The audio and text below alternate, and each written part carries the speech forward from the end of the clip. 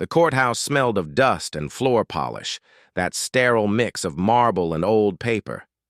The air buzzed with whispers, heels clicking, and the smug laughter of relatives who already knew how the day would end. Ethan Monroe sat at the back of the oak-paneled room, shoulders bent in a worn gray ethnet. His callous hands that held Mop's tools, and his little girl's hand clasped tightly in his lap. Beside him, 8-year-old Lily swung her legs nervously, her blonde curls catching the morning light through high windows. Even she could sense the weight in the room. At the front, the lawyer tapped the microphone. This court is now in session to read the last will and testament of Mr. Charles Hartman. The name dropped like iron. Charles Hartman, the real estate mogul, the man who built half the town Ethan's late wife's father, and the man who had never hidden his contempt for Ethan. Janitor widower over failure. Ethan braced himself for nothing but humiliation. The lawyer's voice droned over papers, properties, stocks, charitable donations. The Hartman heirs leaned forward, hungry for numbers, mansions, yachts, millions. Victoria Hart, immaculately dressed, in a black suit, sat in the front row. Hartman's niece, now CEO, power shimmered off her like her diamond earrings. Her eyes flicked back toward Ethan with disdain, and finally the lawyer said, adjusting his glasses, "To my son-in-law, Ethan Monroe." The room hushed. Ethan's chest tightened. Lily gripped his sleeve. "I leave $1. The words echoed absurd, cruel, followed by a wave of laughter. Polished suits shook with amusement. $1? Someone scoffed. Figures. That's about all he's worth. Lily's cheeks flushed red. "Daddy," she whispered, her eyes glassy. Ethan's jaw clenched. He stood slowly, the room's mockery pressing into his back. The lawyer handed him the folded bill. Ethan held it up between two fingers. $1, huh? His voice was gravel. "Guess that's what my dignity is worth to this family." The laughter stilled, but smirks lingered. Victoria's gaze sharpened, assessing. The lawyer cleared his throat. "That concludes the reading of the will." Chairs scraped, chatter rising like a storm. Ethan bent to Lily. "Come on, sweetheart, let's go." Her lip trembled. "Why would Grandpa do that? Didn't he care about us?" Ethan swallowed hard. He wanted to say the truth that Charles Hartman had despised him, but instead he brushed her curls back. Sometimes, he murmured, people don't see what matters until it's too late. They walked past marble pillars and gleaming floors, past Victoria, who stopped him with a cold smile. "Don't take it too hard, Ethan," she said, voice sharp as glass. "Grandfather left legacies to builders, not janitors." Ethan met her eyes. For a flicker, something hard sparked behind his calm. "Funny thing about janitors," he said. "We're good at cleaning up other people's messes." Her smile faltered just slightly. Outside, sunlight blazed. Ethan and Lily descended the courthouse steps. Reporters swarmed the airs, ignoring the janitor, with his little girl. Lily tugged his sleeve. "Daddy, why $1? It doesn't make sense." Ethan knelt, pulling the bill from his pocket. It wasn't crisp. It was old, worn, and faintly marked. Across the margin in faded pen were the words, "Find the key. Dreams don't die." Ethan's breath caught. For the first time in years, curiosity stirred in his chest. Lily blinked. "What is it?" He tucked the bill back carefully. He forced a smile, though his mind raced. Maybe he said softly, "Your grandpa wasn't finished talking to us." From the courthouse doors, Victoria watched him. She hadn't seen the writing, but she had noticed his hesitation, and in her world, no detail went unnoticed. That night in their cramped apartment, the single bulb hummed over the kitchen table. Lily slept in the next room, her small breaths steady. Ethan unfolded the dollar again, staring at the words until they blurred. "Find the key. Dreams don't die." He rubbed his face. "What the hell did you mean, Charles?" The bill felt heavier than paper had any right to be. Not just spite. Something else. Something unfinished. For the first time in years, Ethan felt it a flicker of purpose.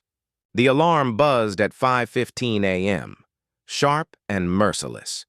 Ethan Monroe rolled out of bed before it rang twice his feet, meeting the creaky hardwood of their cramped apartment.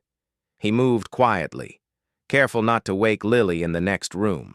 His work boots waited by the door, scuffed and weary like the man who wore them. The janitor's uniform hung on a hook faded navy with Monroe stitched in fraying thread. Ethan slipped it on the fabric, stiff with years of bleach and sweat. He hadn't planned for this to be his life, but plans were luxuries long gone. Before leaving, he checked his wallet. Tucked between worn bills was the $1 inheritance. He had read the faint scroll again the night before, almost convincing himself it was a trick of the eye. Find the key. Dreams don't die. Now, as he slid it back, the words clung to him like a whisper. By 6, Ethan was at Westfield High, pushing a squeaky cart down the endless halls. The freshly waxed floors gleamed under fluorescent lights. Lockers, lined up like soldiers. Students wouldn't arrive for another hour, but the building was already awake, buzzing lights, echoing pipes, the rattle of vents. Mr. Peterson, the vice principal, rounded the corner with his coffee. "Morning, Ethan. Got a spill in the science wing. Custodian called in sick." "On it," Ethan said simply. He wheeled his cart mop and bucket rattling. His work was invisible yet essential. He was the man who erased messes before anyone saw them. But as he scrubbed a sticky trail of soda from the tiles, Hartman's dollar nagged at him. Was it just another insult or something more? Later, Ethan ducked into the supply closet for a breather. He pulled out the bill, tracing the faint ink. Find the key. Charles Hartman had been many things, but careless wasn't one of them. Sneakers squeaked at the door. A boy, 14 maybe, stood clutching a crumpled detention slip. "You lost?" Ethan asked. "They told me to help the janitor," the kid muttered. "That's you, right?" Ethan smirked faintly. "That's me. Grab that broom. Let's make the floor shine." The boy worked, half-heartedly, mumbling. "My old man says being a janitor is the bottom of the barrel." Ethan paused, leaning on his mop. His voice was steady, quiet. "Funny thing about barrels, the bottom is what holds everything together." The boy blinked, caught off guard. He didn't answer, but the edge in his eyes softened. That evening, Ethan picked up Lily from school. She skipped beside him, clutching her worn backpack. "Daddy," Mrs. Keller said, "I can try out for the music program if we can get a piano. Do we have one?" Ethan forced a smile. Their apartment barely fit a table, let alone a piano. "We'll figure it out," he said, though the weight of it pressed heavy. At home, Lily spread homework across the kitchen table. Ethan laid the dollar bill between them like a puzzle. She traced the faded ink with her small finger. "What if it's a code daddy like in the movies, maybe a treasure?" Ethan chuckled, though his chest tightened. "Or maybe it's just an old man's last trick." Lily shook her head firmly. "Grandpa wasn't nice, but Mom always said he kept secrets. Maybe this is one." Ethan's eyes softened at her mention of her mother. For a moment, the kitchen felt full again. Sunday dinners, laughter, and music that no longer played. The next day, curiosity got the better of him. On his lunch break, Ethan walked into the local bank where Hartman had once kept his accounts. The marble lobby was polished and cold, the air perfumed with wealth. Ethan felt out of place in his janitor's uniform, but he stepped up to the teller anyway. "Excuse me?" he said, placing the dollar on the counter. "This bill was part of Charles Hartman's estate. Does it mean anything?" The teller, a young woman with bright nails, squinted. "Looks old. Nothing special." She flipped it, then stopped, her brows furrowed. "Wait, there's a stamp here, bottom corner, faded but see." Ethan leaned in, a faint emblem of a building arched windows, ornate doors. Recognition jolted him. The Hartman Art Center, he whispered. It had been abandoned for years, swallowed by unpaid taxes. Once it had been a vibrant hub where his late wife had performed as a teenager, her piano filling the hall with life. Ethan's heart pounded. Maybe it wasn't just a bill. Maybe it was a map. That night, Ethan sat at the kitchen table long after Lily was asleep. The dollar lay in the glow of a weak lamp. He thought about the endless scrubbing, the invisible labor. He thought about Hartman's sneer, the courtroom laughter, but now another thought flickered. What if the old man had left him not shame, but a test? He clenched the bill, resolve hardening. Tomorrow he would go to the art center. Saturday arrived with autumn sharp in the air, the scent of wet asphalt and fallen leaves lingering after the morning rain. Ethan parked his rusty Chevy along Maple Street, staring at the Hartman Art Center, rising like a relic from another time. The building loomed over the cracked sidewalk, its grand columns chipped and streaked with grime. Windows that once glowed with stained glass were now boarded shut. A rusted padlock dangled from the chained double doors. Lily slipped her hand into his eyes wide. "Daddy, this is it!" "Yeah," Ethan murmured, his gaze tracing the weathered stone. He remembered it alive, lights blazing, music drifting into the night. Rachel on stage at the piano, her playing, lifting the whole crowd to their feet. The memory tightened in his chest. "Looks haunted," Lily whispered. Ethan managed a grin. "Haunted or not, we're going in." They circled to the side entrance. Graffiti sprawled across the wall. The door's lock snapped. Ethan pushed it open. Hinges groaning dust, swirling like spirits in the narrow beam of sunlight. Inside, the air was damp and heavy with mildew. Their footsteps echoed across warped wooden floors. Red velvet seats lay shredded and moth-eaten curtains sagged in rotting folds. Still beneath the ruin, the bones of dignity remained. Lily clung to his sleeve. "What are we looking for?" Ethan pulled the dollar from his wallet, holding it up to the fractured light sneaking through broken boards. "A key. Somewhere in here. Your grandpa wanted me to find it." They searched the lobby first. Posters curled yellow on the walls. The ink faded to ghosts. Lily brushed one with her fingertips. "Daddy, look, Mom's name." Ethan froze. There it was. Rachel Hartman, piano soloist. His throat tightened. He touched the ink as if it were skin. "She was about your age when she played here," he said softly. Lily's smile flickered. "Then it's special. We have to save it." His voice was barely steady. "If we can in the auditorium," light slanted through cracks, dust dancing like stars. Lily skipped down the aisle, her voice echoing. "It's like a castle. Daddy, even broken, it's still beautiful." Ethan stepped onto the stage, the floor groaning under his boots. In the corner, a grand piano slumped lid. Cracked keys chipped in, yellow. Lily pressed one. A dull, ghostly note trembled through the empty hall. She giggled. "It still works." For Ethan, it wasn't a laugh. It was a flood. Rachel in white fingers racing across those same keys, her bow, her hand, and his. He forced the memory back. "Maybe this is what he wanted us to find," Lily suggested. Ethan shook his head. "No," he wrote. "Find the key, not find the past." Backstage mirrors lined the walls, glass cracked and fogged. They reflected nothing but dust. In a storage room, Ethan dug through broken props and moth-eaten costumes. Lily rummaged through a trunk of stage makeup, smearing a streak of faded blush across her cheek. Ethan chuckled. "Careful, kiddo.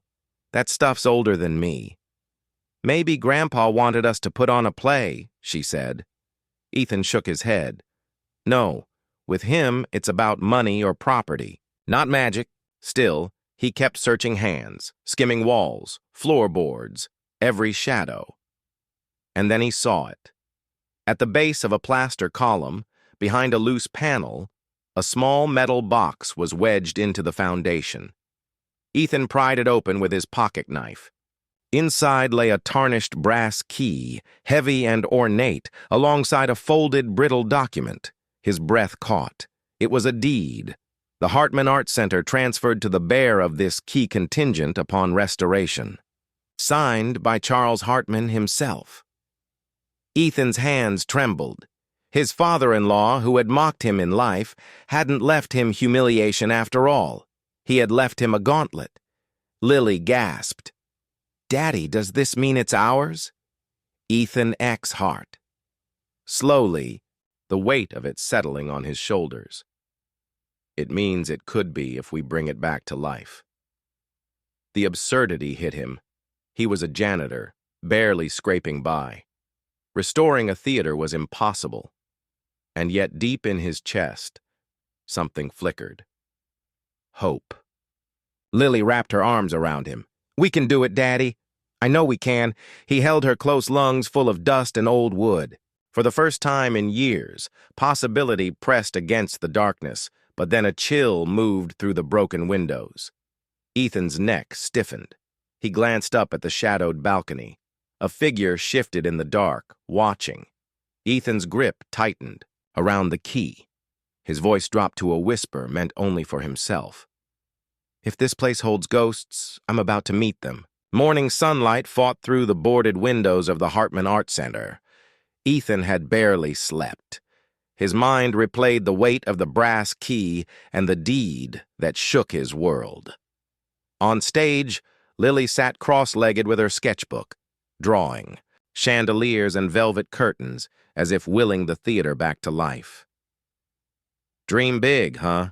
Ethan said, leaning against a cracked column, exhaustion etched into his face. Lily grinned. "You taught me that." Before Ethan could reply, the slam of the front doors split the silence. She entered like she owned the ground beneath her heels. Victoria Hart, tailored charcoal suit, blonde hair in a perfect twist, eyes as sharp as glass. Two men in suits trailed her clipboards in hand. Ethan stiffened. Lily instinctively moved behind him. "Mr. Monroe." Victoria's voice rang across the hall like a verdict. Trespassing already, Ethan squared his shoulders. "This building's deed says otherwise." He raised the folded document, though his fingers shook. Her glance flicked to the paper, then back with a cold smile. "Cute. Did you dig that out of a costume? Trunk?" Ethan's voice held steady. "Charles Hartman left this to me. He wanted it restored. It's right here." Her laugh was sharp and humorless. "What that says, Mr. Monroe, is fantasy. I'm Charles Hartman's blood. His estate passes through me, and I have the records to prove it." Her assistant handed him a thick folder. Inside, overdue tax bills, liens, foreclosure threats. Ethan flipped. Through page after page, each one heavier than the last. Property taxes unpaid for years, debt suffocating the name Hartman itself. "You see," Victoria said almost gently, "this isn't a legacy. It's a liability, millions owed, structural violations everywhere. The city would rather tear it down than let you sweep its floors." Lily's small voice rose defiant. "But it's beautiful. My mom played here." Victoria blinked, softening for a heartbeat, then steeled herself. "Childhood memories don't pay debts, sweetheart." Ethan dropped to one knee beside Lily, wrapping an arm around her. His jaw tightened. "Maybe not, but community does. Sweat does. Hope does. Things you'll never find on a balance sheet." Her gaze lingered on him unreadable. Then her tone cut like a blade. "Hope is the currency of the poor. Ideal in reality." Dust hung in the air, heavy as ash. Ethan stood. "Reality is this key." He pulled the brass from his pocket, its weight glinting in the fractured light. "Your father trusted me with it, not you. Maybe he knew money blinded you, but sweat wouldn't. Maybe he knew this place needed someone who still remembered its worth." Her eyes hardened. Her reply was personal venom wrapped in ice. "Don't presume to know my father. He gave you $1. That was his final word on your worth.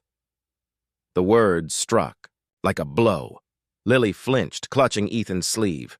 Ethan swallowed hard. Then why did he leave me this? The moment cracked truth, colliding with pride in the hollow theater. Victoria turned on her heel. Board it up tighter. I'll have the court settle the deed dispute. Until then, stay out. One of her men pulled a chain from his bag, the metallic. Clank echoing through the hall. Ethan stepped forward, fury burning beneath his calm. You can bury it in paper, but you can't bury what it meant. This place has a soul, and souls don't burn easy. At the door, the sunlight carved Victoria's silhouette in gold. Her voice echoed back colder than steel souls burn fastest of all. Then, she was gone. The silence that followed was suffocating. Lily buried her face in Ethan's side. "Daddy," she whispered. Ethan stared at the locked doors, the brass key heavy in his palm. His voice came low, steady, almost a vow. They think they can chain it shut, but they don't know. Some doors don't stay closed. Saturday morning, the street outside the Hartman Art Center was silent.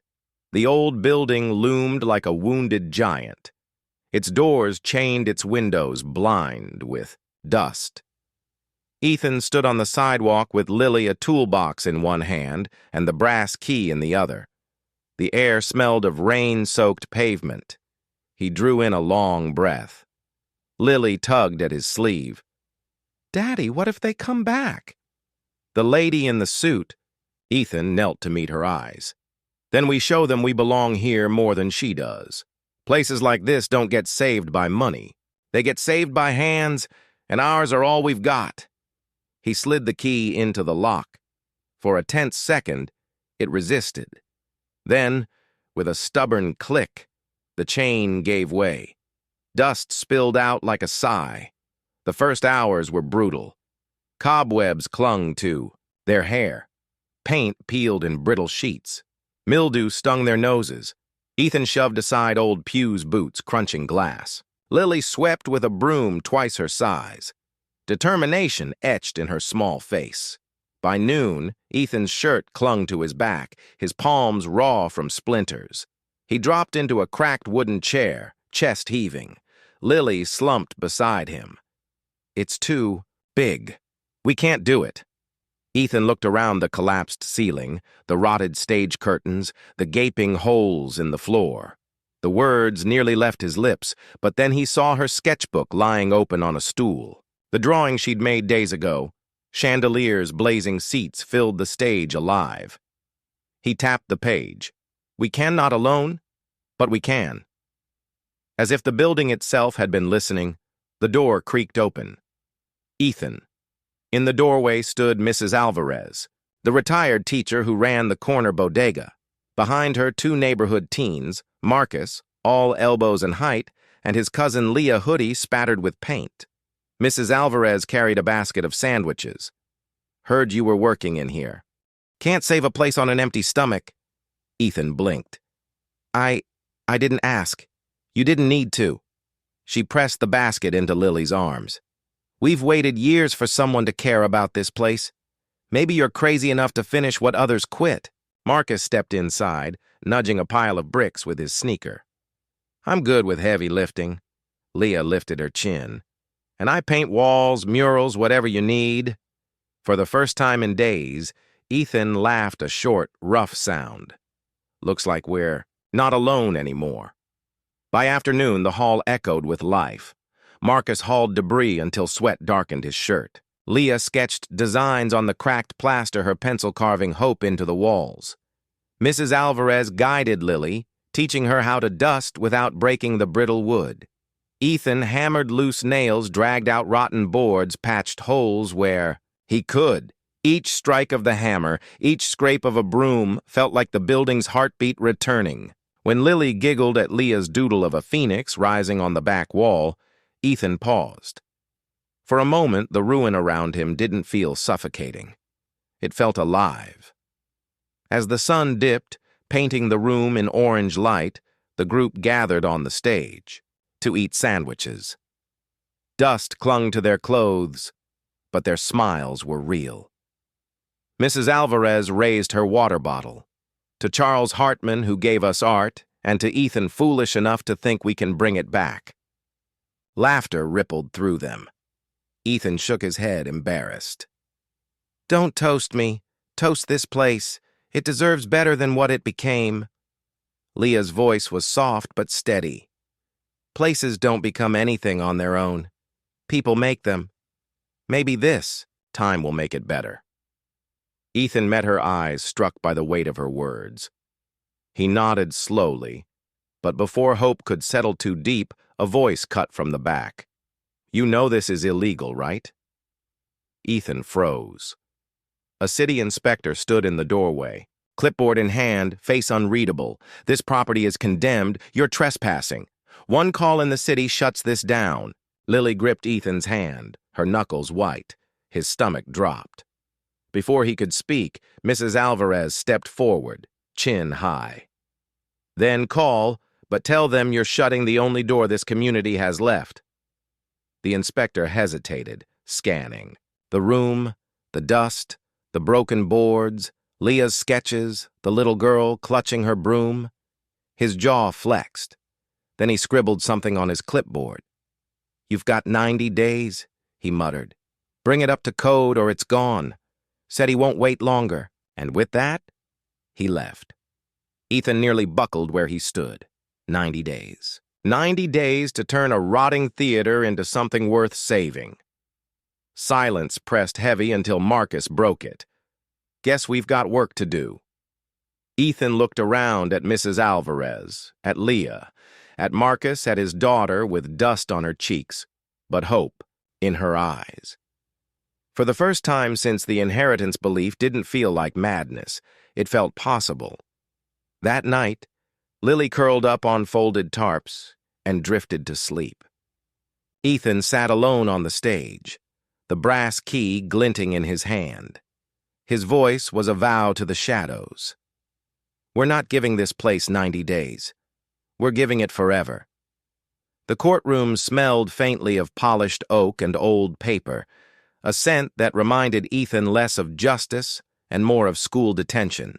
He sat at the defendant's table in a borrowed blazer collar tied against his throat.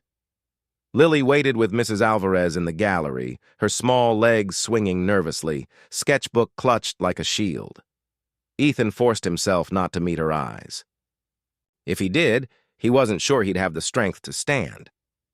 Across the aisle, Victoria Hart looked flawless. Black suit pearls, every strand of hair pinned with precision. To anyone else, she was composure incarnate. To Ethan, she was the reason he hadn't slept in 3 nights. The judge, a man in his 60s, with rimmed glasses and a sharper voice, tapped his gavel once. "This court is now in session. Case number 2153, City of Boston versus Ethan Monroe, concerning unlawful occupancy and restoration claims to the Hartman Arts Center." The words landed heavy. Unlawful claims. Ethan rubbed his palms against his knees. He wasn't a lawyer. He wasn't even sure how to stand without looking guilty. Victoria rose first, her voice smooth as glass. "Your Honor, the Hartman Art Center is condemned property. It has no future. Mr. Monroe has been trespassing, creating liability for the city and risk for the community. My clients, the Hart family, seek rightful control to liquidate the asset and prevent further harm." Every word was a dagger. Ethan's jaw locked tight. The judge turned. "Mr. Monroe, do you have counsel?" Ethan swallowed. "No, sir. Just me." A ripple went through the room, half pity, half amusement. Victoria's lips twitched like she was suppressing a smile. The judge sighed. "Very well. You may speak." Ethan stood. His shoulders squared through his knees wobbled. He cleared his throat. "Your Honor, I'm not a lawyer. I'm a janitor. But that building, it isn't a liability. It's history. It's community. It's my daughter's future." He gestured toward the gallery. Lily hugged her sketchbook tighter wide, eyes locked on him. Ethan's voice steadied. "We started cleaning it. Neighbors came. Kids, elders, people who remember what it was. For the first time in years, that building is breathing again. If you give it to them, he nodded toward Victoria, it'll be rubble in a week. But if you give it to us, it can live again. A home for art, a place where people belong. The judge's expression stayed unreadable. Victoria stepped forward, heels crisp on marble. With respect, Your Honor, Mr. Monroe's sentimentality cannot outweigh law. The building is unsound. It violates codes. His so-called volunteers could be injured at any moment. The city cannot gamble on wishful thinking. Ethan bristled. It's not just me wishing. Enough. The judge cut in. I've heard both sides. The room froze. Even Lily held her breath. The judge leaned forward. Mr. Monroe, you are indeed trespassing. However, he let the pause hang until Ethan's chest ached. This court also recognizes community interest. Therefore, I will grant a conditional order. Ethan blinked. Conditional. This court has reviewed the city's inspection report and will uphold the conditional order. You have 90 days to bring the building up to minimum code standards, electrical, structural, fire safety, and will submit progress reports. If at the end of that period the property is deemed safe and viable, the stewardship will remain with you. If not, it will revert to the Hart family for liquidation. Gasps rippled. Lily covered her mouth. Victoria's expression never cracked, but her hands curled against the table. The gavel banged. Court adjourned. The gallery erupted. Neighbors clapped Ethan on the back, whispering encouragement. Mrs. Alvarez hugged Lily tight, tears streaking her face. Ethan stood frozen. 90 days, a lifeline and a noose. Victoria's heels struck the floor as she approached. She leaned close. Voice meant only for him. Perfume sharpened cold. 90 days janitor. Do you really think broken wood and borrowed hands can beat me? Ethan met her gaze, steel for steel. Not me, us. And yes, I do. For the first time, a flicker of doubt crossed her eyes before she masked it. She turned lawyer trailing behind. Ethan went to Lily. She leapt into his arms, clinging tight. Daddy, we have to do it, she whispered. We have to make it real. He buried his face in her hair, swallowing hard. We will, baby. We will. As they stepped out of the courthouse, the city, air felt heavier than ever. Cameras flashed reporters closing in. Mr. Monroe, can you really do this in 90 days? What makes you different from every failed project before? Are you wasting taxpayer money? Ethan shielded Lily and pushed through. He had no answers yet. Just one truth pounding in his chest like a drum. They had 90 days. In a glass tower across town, Victoria poured herself a drink. Her reflection stared back sharp and certain. Let him run himself ragged, she murmured. When he falls, and he will, the crash will echo loud enough to end him for good. But her hand trembled as she set the glass down. The old art center smelled of plaster dust and mildew, the kind that clung to your throat and reminded you of forgotten basement. Ethan had spent the day tearing out rotten boards with borrowed tools, his palms' raw shirt damp with sweat. The echoes of the courtroom still haunted him. 90 days. As twilight spilled through cracked windows, he leaned against a beam, watching Lily on the stage. Crayons lay scattered around her, her blonde hair falling loose from its braid, cheeks smudged. With dust, Ethan managed a weary smile. What are you working on, kiddo? Lily looked up, eyes shining. A piano right here in the middle so when it's fixed, people can play. And you can, Daddy. His chest tightened. He hadn't touched a piano in years. Hadn't let himself. Ethan crouched, brushing a strand of hair from her face. Sweetheart, pianos cost more than my truck. Lily shook her head and lifted her drawing. Doesn't matter. Dreams are free. The words struck him deep. Dreams were free, but turning them real cost sweat, and maybe more than he had left to give. That night, after Lily fell asleep on an old blanket, Ethan wandered further into the center. He pushed open a heavy door and froze. An upright piano sat abandoned in the gloom, covered in dust. Its wood scarred, one leg propped on bricks, but it was whole. Ethan's breath caught. He brushed the keys. Some stuck, others wailed out of tune. But when he pressed a chord music, fractured yet alive rose from within. For the first time in years, he sat down. His hands hovered, then surrendered. Notes of Claire de Lune surfaced, hesitant, broken, but carrying a fragile beauty. Lily stirred and rubbed her eyes. She pushed herself up, blinking in wonder. "Daddy, that's magic." He smiled sadly, still playing. "Not magic, baby girl. Just old fingers remembering." Her small hand slipped into his. Together they leaned into the melody, letting it fill the dusty hall. The heavy doors creaked. Neither of them noticed the figure at the threshold.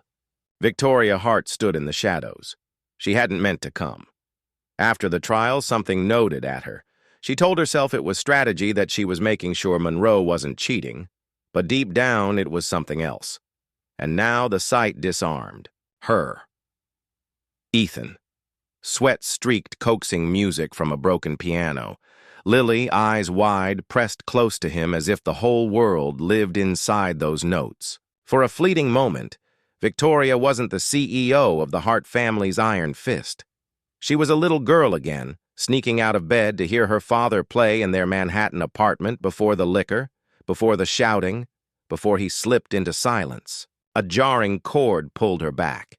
She straightened, mask sliding on. She cleared her throat. Ethan's fingers froze. His jaw tightened as he looked up. "What are you doing here?" She stepped forward, heels echoing. "I could ask you the same." Midnight. Trespassing and condemned property. Should I call the inspectors? Ethan let out a short laugh. "Go ahead. Maybe wait until the song's finished." Her arms crossed, but her eyes flicked to Lily. The girl clutched her sketchbook, glaring at Victoria with unflinching loyalty. For a moment, Victoria's chest pinched. Children saw through armor too easily. Lily's voice cut through the silence. "He's not trespassing. This is ours now. We're fixing it." Victoria opened her mouth but faltered. She was used to contract statutes leverage, not the conviction of an 8-year-old. Ethan rose from the bench, brushing the dust from his hands. "You came here to see if we're breaking. Truth is, we already are. But broken things can still make music." The words landed hard. Victoria swallowed, forcing her tone flat. 90 days. Don't waste them." She turned heels, striking fast, but Lily's voice followed her. "Miss Hart." Victoria paused, hand on the door. "When this place is ready," Lily said softly. "You should come hear my dad play for real, not broken." For once, Victoria had no reply. She left without answering, her heels clicking quicker than usual. Later, Ethan tucked Lily in, brushing the dust from her cheeks. Why'd she look so sad? "Daddy?" Lily asked, drowsy. He hesitated. Sometimes people forget what music feels like. Maybe she remembered. Lily yawned and whispered, "Then we'll remind her." Ethan stared at her heart, aching. Out of the mouths of children, truths adults had, long forgotten. The storm rolled in without warning, rain hammering the cracked roof of the art center like fists against glass. Ethan had been patching leaks with tar paper and nail shoulders burning from hours of labor. Lily, as always, hovered nearby, clutching her sketchbook as if it were treasure. "Daddy," she called, voice bright against the thunder. "Look what I drew." Ethan turned just in time to see her foot snag on a loose plank. For a split second, everything slowed, the wide shock in her eyes, the crack of wood, then the fall. Her cry tore through him, followed by a sickening thud. Lily Ethan scrambled down the ladder, nearly twisting his ankle. She was on the dusty floor, clutching her arm. tears streaming down her cheeks. A jagged board had splintered beneath her, leaving a deep gash across her forearm. Blood. Too much blood. Ethan's breath hitched. He ripped the flannel sleeve from his shirt, wrapping it tight. His voice shook, but stayed firm. "It's okay, baby, I've got you. Stay with me." Lily's words came out in gasps. "Daddy, it hurts." Ethan scooped her into his arms and bolted into the storm. He didn't care about the tools left behind the leaks the 90-day deadline. None of it mattered anymore. At the ER, fluorescent lights hummed overhead. Nurses swarmed, voices clipped inefficient. Ethan stumbled in with mud on his boots and rain-soaked clothes streaked red. "Sir, please step back," a nurse ordered, steering Lily's gurney through swinging doors. Ethan froze, hands still trembling crimson on his palms. The doors closed, and he was left staring at them, helpless, hollow. Every mistake crashed down, bringing her here, not watching her step, thinking he could save a ruin while raising a child alone. His chest clenched. For the first time in years, Ethan Monroe felt powerless. Ethan. The voice was low, steady, and impossibly out of place in the chaos. Victoria Hart stood at the end of the corridor, her umbrella dripping her suit immaculate despite the storm. Ethan stiffened. "What are you doing here?" Her gaze held his calm, but softer than usual. "The hospital called me. You listed me as Lily's emergency contact." Ethan blinked. He had months ago when the inheritance paperwork required it. She was the only one with authority to intervene. "Didn't think you'd actually come," he muttered. Her eyes flicked to his shaking. "Hands. You look like you're about to collapse." His jaw tightened. "I can't afford to collapse." The words hung like a confession. Victoria Exhart slowly then surprised him by sitting beside him. Not across, not towering.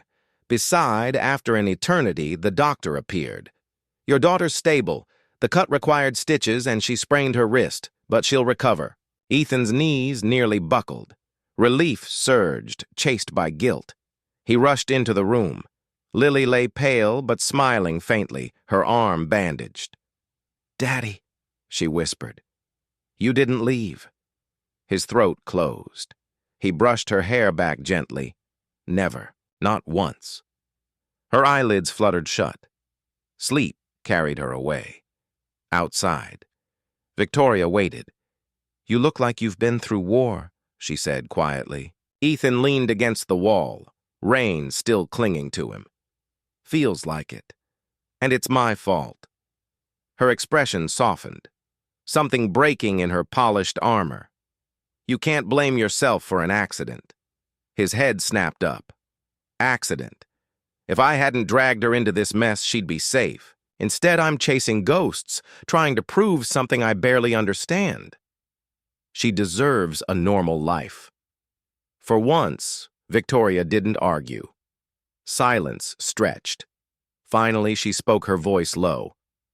"Maybe she doesn't need normal. Maybe she just needs you." The words struck harder than any judgment. They weren't strategy. They were human. Ethan looked away. "I can't do this alone. The court, the repairs, the money. It's more than I can carry."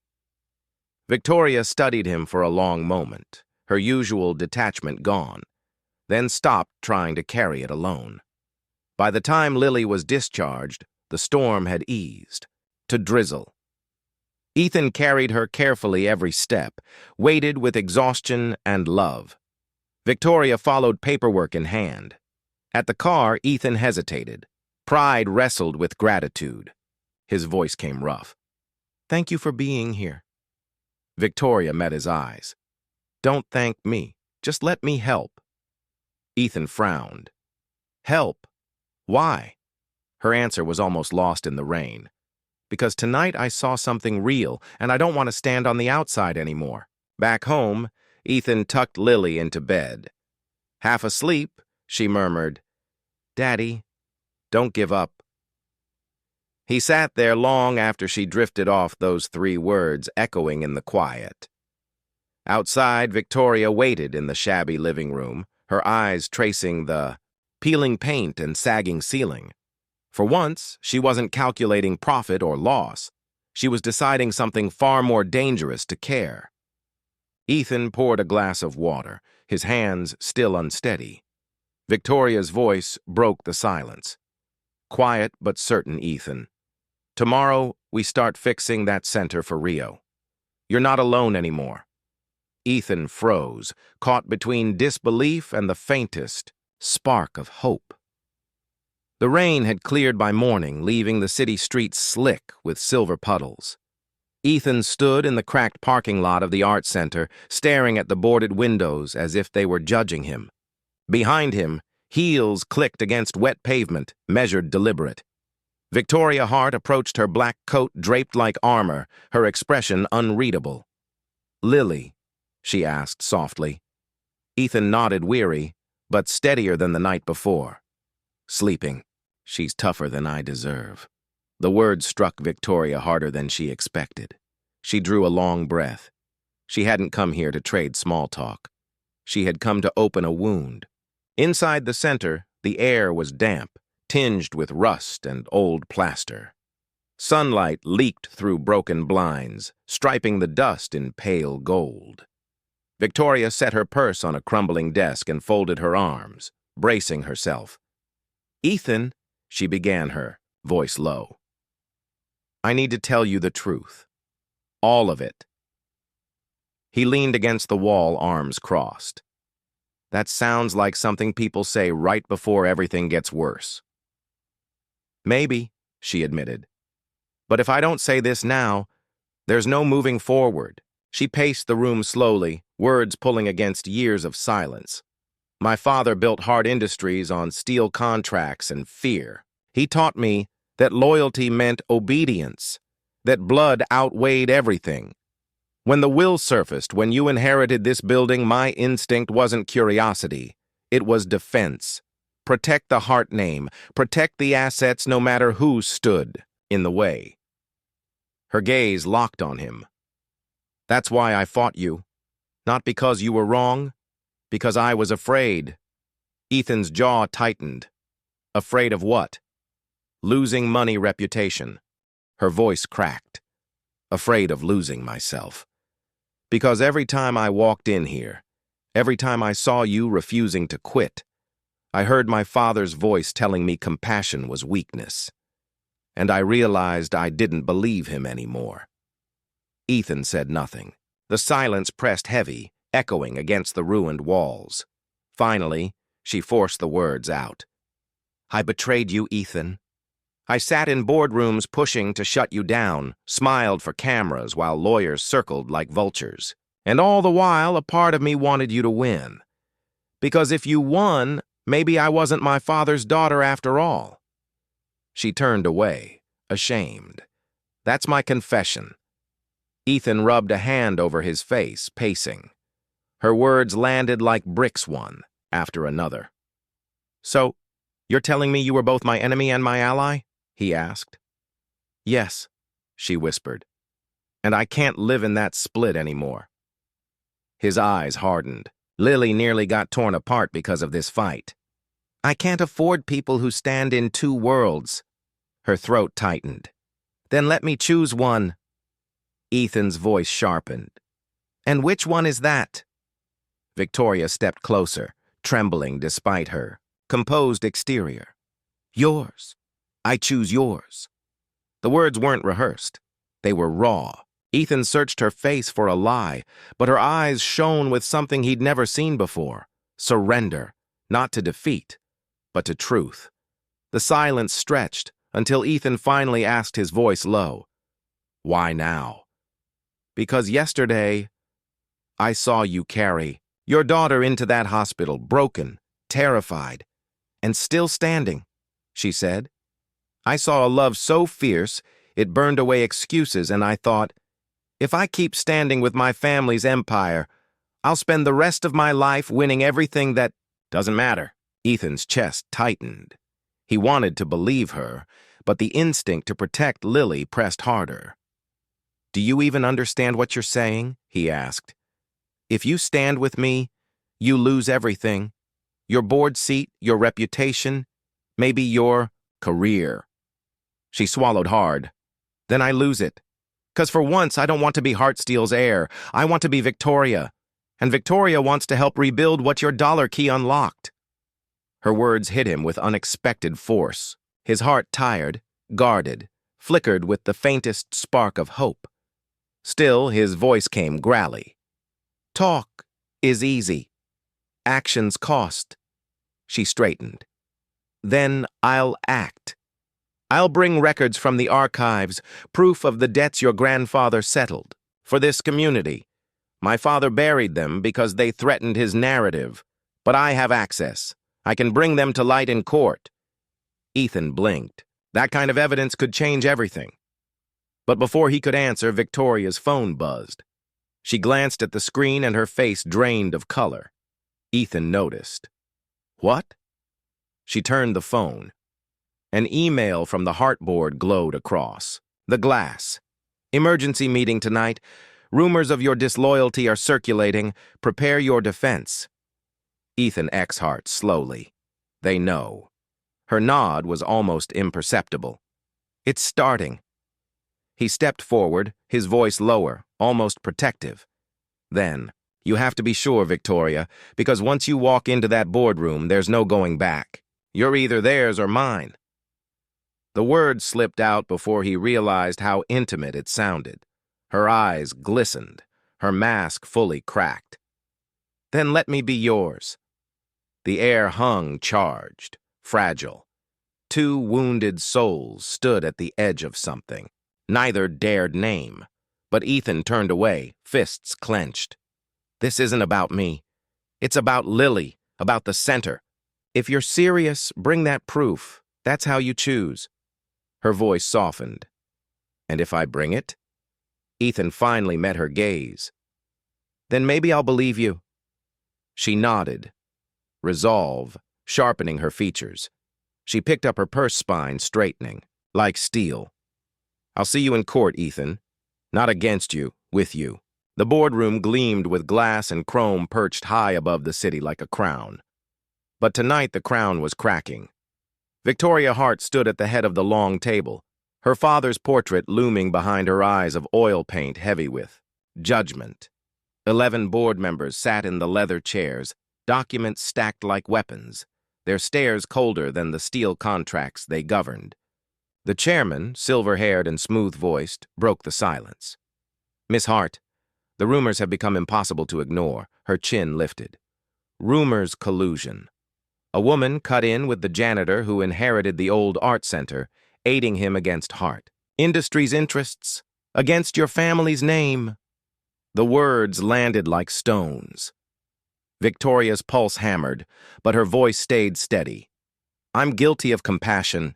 Yes, guilty of believing Hart Industries should stand for something beyond profit. If that's treason, then I accept the charge.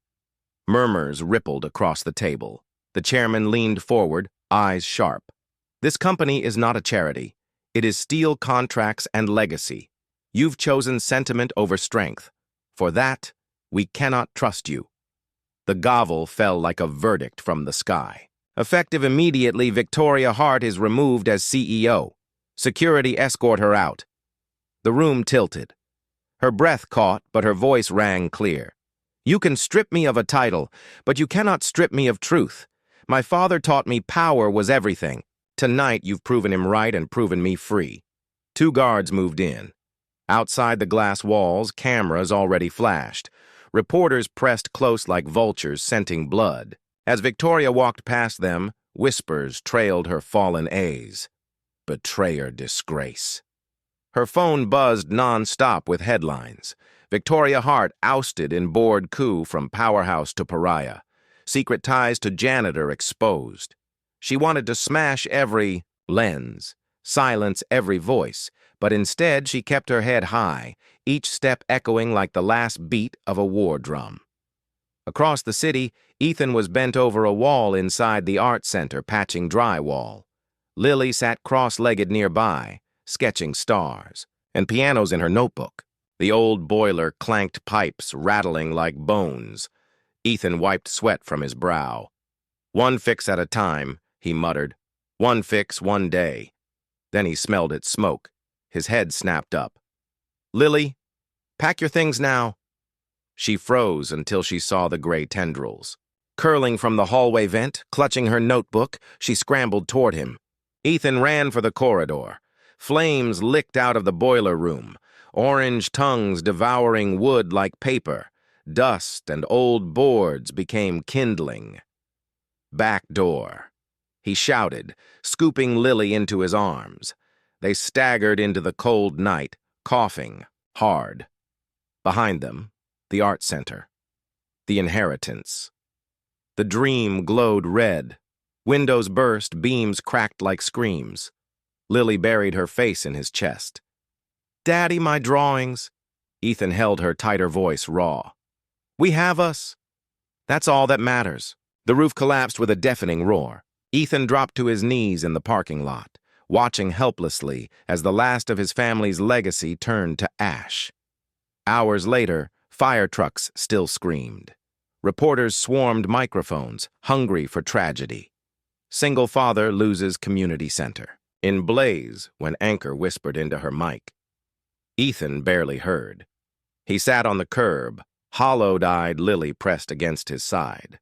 Through the chaos, Victoria appeared. No entourage, no title, just a woman stripped bare. She froze when she saw him. Ash in his hair shirt torn, arms wrapped around his daughter like she was the last unbroken thing he owned. "Ethan," she whispered. He looked up, voice ragged. "It's gone. Everything's gone." Victoria knelt beside him, her coat sinking into the soot. "Then let it be gone because we still have the truth, and tomorrow I'll help you fight with that truth." He shook his head, bitter. "Truth doesn't build walls. Truth doesn't put a roof over Lily's head. This was all I had, Victoria. My family's story burned." Her hand hovered close, not daring to touch. "Then let me carry what's left with you." Behind them, firemen packed their hoses. The last flames withered into smoke. The art center stood only as a blackened skeleton, its bones silhouetted against the night sky. Ethan stared silent. For the first time, he wasn't the man patching walls and pretending they'd hold. He was broken. Lily stirred, her voice small, trembling. "Daddy, what if it's all over?" Ethan pressed his lips to her hair. His whisper cracked like glass. "Maybe it is." Morning broke over a city still gray with smoke. The art center stood in ruins, its blackened beams clawing at the sky like the bones of a giant. Yellow caution tape fluttered in the breeze, and every step crunched on ash. Ethan Monroe gripped the chain-link fence, his calloused hands white-knuckled around the metal. Lily clung to his sleeve, clutching her sketchbook like a shield. Behind them, neighbors gathered, faces from every corner of the community. The cook, from the diner, the retired piano teacher, the kids who used to peek curiously through the boarded windows. They came with casseroles, toolboxes, brushes, and something Ethan thought had burned with the building hope. A man in grease-stained overalls raised his voice. "You're not alone, Ethan. We'll rebuild." Another voice followed. "This place was ours, too. We'll put it back brick by brick." Ethan turned, stunned. "Folks, I don't know how to thank you. I don't even know where to start." An elderly woman stepped forward, her silver hair pulled into a bun. She pressed a hammer into his hand. "You start," she said by believing again. Ethan's grip tightened around the hammer. For the first time since the fire, his shoulders straightened. By noon, the lot rang with life shovels scraping saws, buzzing. Voices lifted in song. Children carried buckets of nails. Men and women lifted beams, swept glass-hammered boards into place. Lily sat cross-legged nearby, sketching every face, every rising wall, turning grief into lines of light. Ethan worked beside them, sweat dripping into the ash.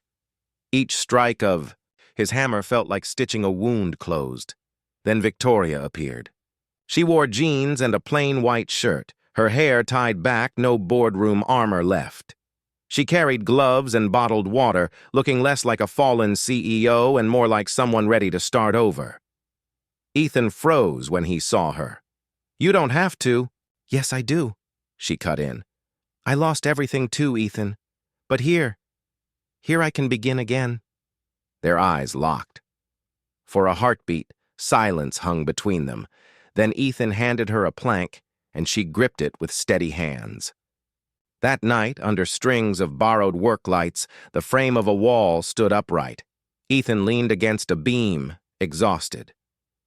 Victoria stood beside him, ash streaking her cheek. "You know," she said quietly, "my father would call this foolish.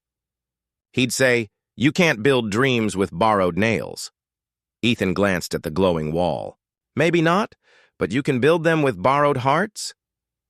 2 days later, the courtroom was full. The fire had forced an emergency hearing on ownership and liability. Hart Industries lawyers claimed the blaze proved the center was unsafe and should revert to corporate control. Ethan sat at the defendant's table, his shirt clean, but his hands still raw.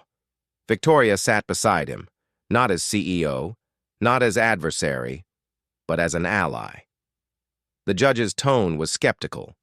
"Mr. Monroe, Hart Industries argues, you've squandered your inheritance. Why should this court allow you further claim?" Ethan rose his voice low but firm, "Because the center isn't just property, Your Honor. It's people, and I can prove it." At his signal, the courtroom doors opened. Dozens of neighbors filed in mechanics, teachers, children each holding sketches Lily had drawn, hands building walls, faces working together, flames turning into light. Gasps rippled through the room. The judge leaned forward, studying the drawings. Ethan continued. "The fire took the walls, but not the spirit. The community is already rebuilding. That's proof enough that this place matters." The Hart attorney scoffed. "Sentiment has no place in law." Victoria stood, her voice sharp as steel. "Then let's talk law. I have documents." She placed a folder on the bench record she'd unearthed from Hart Industries archives. They showed the company had siphoned maintenance funds from the art center for years, deliberately letting it rot to justify selling the land. The courtroom erupted. The judge's gavel cracked against the wood. Ethan turned to her, stunned.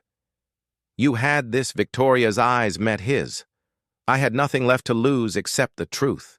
By the end of the hearing, the judge's ruling rang out clear. Given evidence of corporate negligence and overwhelming community investment, this court recognizes the Monroe inheritance as valid.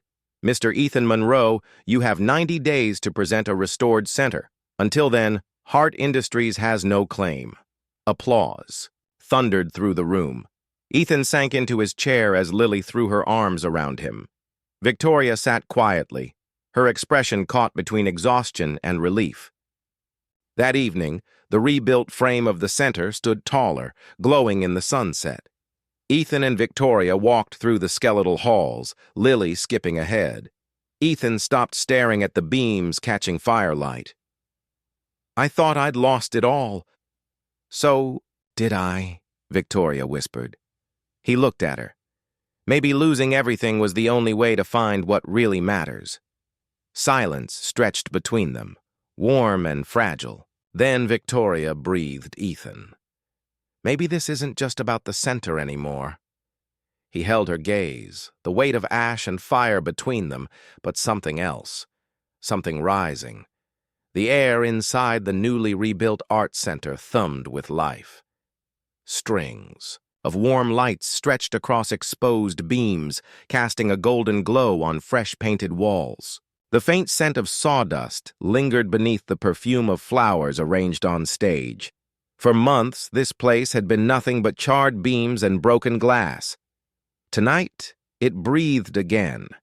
Ethan stood near the back, tugging at the collar of his cleanest shirt, his rough hands trembling. Lily tugged on his sleeve, her blue dress swaying as she beamed up at him. "Daddy," she whispered, "it looks like magic." Ethan swallowed hard. "It looks like home." The hall filled quickly. Neighbors, teachers, the mechanic from the corner shop, children who once only peeked shyly through cracked doors. Every seat carried someone who had hammered, painted, or lifted a plank. This wasn't just an opening night. It was proof that loss could be reborn as light. At center stage sat a black piano, rescued from storage and polished until it gleamed like moonlit water. Lily's eyes widened at the sight. Victoria slipped in beside Ethan. No sharp suits, no boardroom armor, just jeans, a simple black blouse, her hair loose. Her voice was hushed, but steady. "Do you see what you've done, Ethan? This place isn't just rebuilt. It's alive." He shook his head, voice breaking. "I didn't do this alone. I just kept showing up." Her lips curved. Sometimes that's all it takes. The courage to keep showing up. The lights dimmed. The crowd hushed. Ethan led Lily to the stage, steadying her small hand. She climbed onto the bench, feet dangling, sketchbook open beside her, a ritual she never skipped. Ethan bent close. "Play what's in here," he said, tapping the book. Lily nodded, touched the keys, and let the first notes bloom, hesitant, trembling, then stronger. Music rose like sunrise after endless night, fragile at first, then warm and insistent. The melody held sketches of grief, but also sparks of hope. Every face leaned forward. Victoria's throat tightened. Watching Lily play felt like watching a wound heal in real time. She glanced at Ethan, who stood tall by the piano, his eyes wet but unflinching. Lily's fingers carried the story of fire and ash hammers, and hope ending in chords stitched with something new: love. When she finished, silence hung like a held breath. Then applause thundered, filling every corner of the hall. Lily turned, whispering, "Did I do okay?" Ethan crouched, pulling her into his arms. "Baby, you didn't just play. You gave us all something to believe in again." The night flowed with performances, children reading poems, an old woman coaxing hymns from a violin, neighbors lifting their voices in song. Yet Lily's music lingered like an ember glowing long after the flame. Later, when the hall emptied, Ethan and Victoria walked through quiet corridors. The floorboards creaked softly, echoes of laughter and music still in the air. Ethan brushed his hand along a wall. "For the first time in years, I'm not afraid of tomorrow." Victoria's voice trembled, and for the first time, "I want one." He turned toward her. This woman who had once been his rival, then his ally, and now something more. "We lost everything, Victoria. Maybe that's how we found each other." She didn't answer with words. Instead, she reached for his hand. Their fingers intertwined, not in desperation, but in certainty. Lily came skipping down the hallway, her sketchbook in hand. "Daddy, look!" She held up a drawing. The art center, glowing like a lantern. People gathered inside. In the middle stood a man, a woman, and a little girl holding hands. Ethan's breath caught. He glanced at Victoria, who blinked quickly, lips trembling. "You think this is how it really looks?" Lily asked. Ethan knelt, brushing hair from her eyes. "No, sweetheart." He glanced at Victoria, then back at his daughter. "This is how it feels." Weeks later, the art sense dedication drew the whole community. A brass plaque gleamed at the entrance. "For all who dream, and for those who refuse to let dreams die." Monroe, Arts Center. Ethan stood before the crowd, voice steady. "This building began with $1. People laughed. Even I almost gave up. But tonight proves a truth. I'll never forget. The worth of a dream isn't measured in money. It's measured in the people willing to fight for it." His gaze fell on Victoria and Lily in the front row. His voice softened. "And sometimes the fight brings you home." Applause erupted, not polite, but roaring like thunder rolling through the city. That night, long after the lights dimmed and the hall emptied, Ethan, Victoria, and Lily lingered on. The stage. The piano gleamed under the glow of a single bulb. Lily climbed onto the bench, brushing her fingers across the keys. "Daddy, can I play one more song before we go?" Ethan smiled. "Only if it's a happy one." She grinned, let her fingers dance a simple, bright tune, imperfect, but alive. Victoria leaned against Ethan's shoulder. "This feels like the start of something, doesn't it?" He wrapped an arm around her voice, low and sure. "No, this isn't just a start. This is finally home." And as the last notes drifted into night, the Monroe Arts Center stood as more than brick and wood. It was a heartbeat, a promise, and a home for dreams born from ash, rebuilt by love, destined to shine long after the hammers fell silent. And so, a single dollar turned into something far greater than anyone imagined. A home for dreams rebuilt not with wealth, but with love, courage, and hope. Now, I'd love to hear from you. Where are you listening from tonight?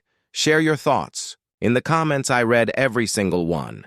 If this story touched your heart, please make sure to subscribe so you won't miss the next journey we'll take together. Thank you truly for spending your precious time with me. Until next time, keep believing, keep dreaming, and keep the light.